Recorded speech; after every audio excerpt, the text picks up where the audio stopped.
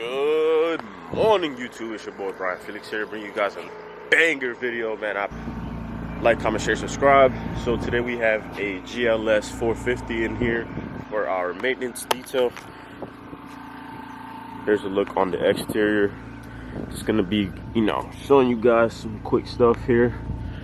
Nothing too crazy. Right now it's actually 7:08 a.m. Ooh, they strapped up.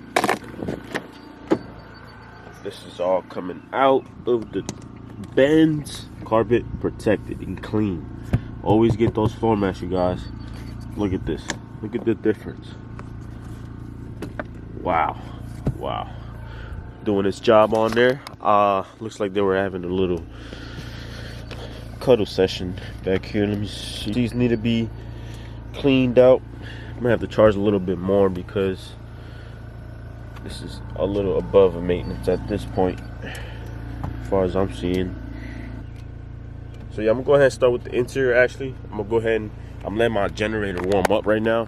So I did turn on my generator, letting it warm up, and then we're gonna go ahead and start vacuuming and stuff like that. But first, I'm gonna go ahead and get some gloves real quick.